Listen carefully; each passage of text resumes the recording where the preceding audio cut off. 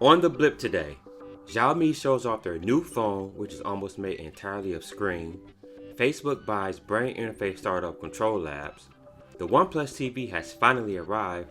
But first, let's get things started with Amazon's Alexa event, where a slew of new devices were announced.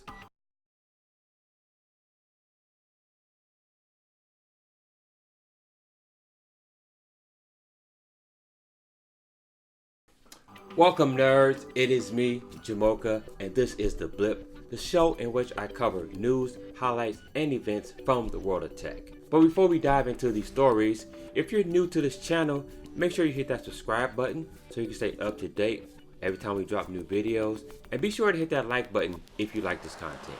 Alright, let's get into our first story here.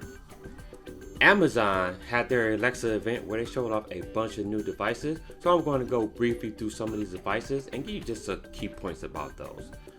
First and foremost, they showed off the Amazon Echo Buds. This is Amazon's first Alexa enabled pair of earbuds, as you can see here.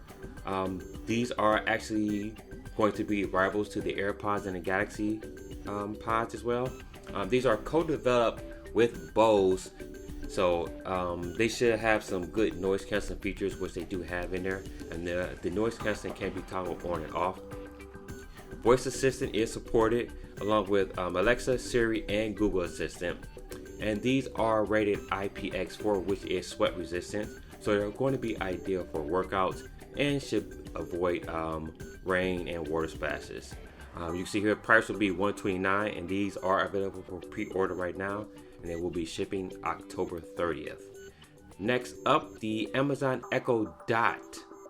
This is just a revision of the Echo Dot. This time it has a LED clock on there, which will obviously show your time, as well as your alarms and any timers, and as well as the outside temperature. $59 here. Pre-orders are already out, and October 16th is when it's expected to come out. The Amazon Echo Flex, which is a wall plug or smart plug, which doubles as a smart speaker as well. You can control your smart home devices, check the weather, and it also makes announcements. It is equipped with a motion sensor, and it can serve as a smart night light. $25. Pre-orders now and shipping November 14th.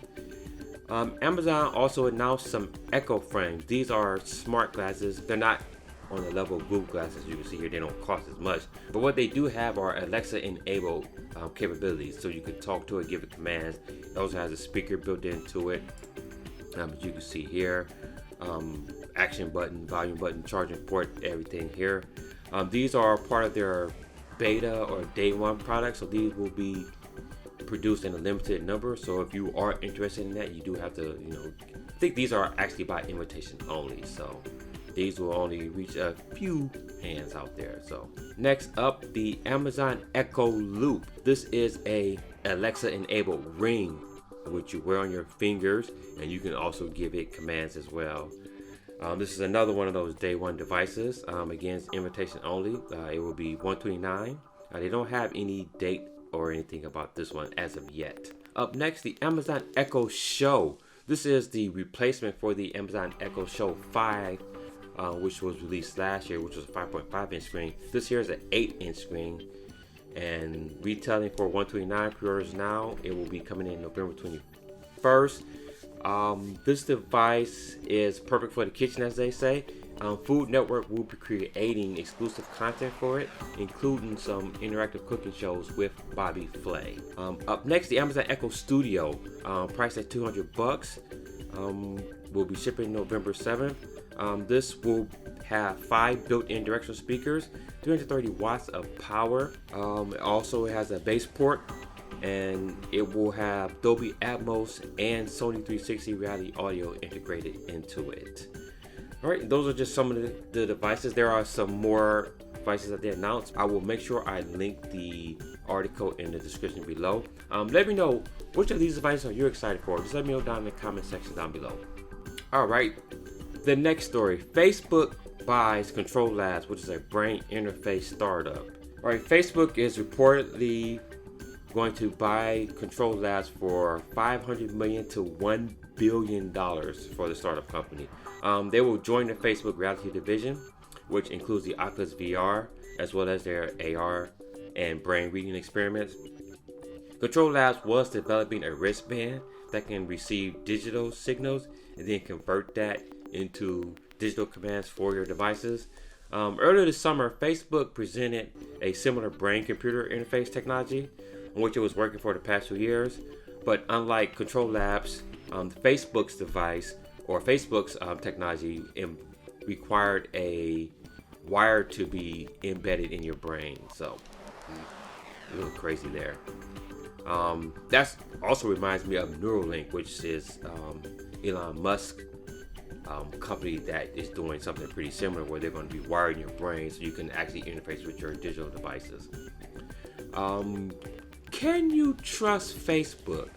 I'm not sure I'm going to be willing to give Facebook that information, that depth of information, allow them to hack into my brain. So that's probably a no-no for me. Let me know, would you trust Facebook with this? Probably not. I know I wouldn't. Alright, up next, Xiaomi's Mi Mix Alpha is almost entirely made of screen. So this is a new phone that Xiaomi is showing off. This is what they're calling their surround screen. As you can see, a display wraps almost around the entire phone. Xiaomi is claiming that this gives you a 180% screen to body ratio. You know, if that makes sense. This is going to be using Samsung's newest 108 megapixel camera sensor. Here's just some of the specs really quickly. It has a Qualcomm Snapdragon 845, 5G, 12 gigs of RAM, 512 onboard storage, and a 40-watt wired fast charging, and a 4050 milliamp battery, which you're going to need for that much screen. It is about 10.4 millimeters thick, which is about 25% thicker than the Note 10. It is labeled as a concept phone, so production will be limited, and it will be available in December for around $2,800. Some concerns I have about this phone, of course, is the battery life. We don't know how long the battery will last. Touch rejection. With that much screen, how will it do with rejecting your fingers and your palm as you're holding it in your hand? Durability. You can't put a case on this phone, so if you drop it, that may be your device, and how much would it cost to get that repaired? So let me know if you're excited about this phone down in the comment section. As you can see here, the phone looks pretty sweet. I am excited about it. Some of the features from just having the all-screen device looks pretty cool. So I'm pretty excited about this one. All right, OnePlus TV is finally here. So we've been hearing about this TV for a little while now, but it is finally out. It is a 55-inch QLED TV. It will support Dolby Vision and HDR10+.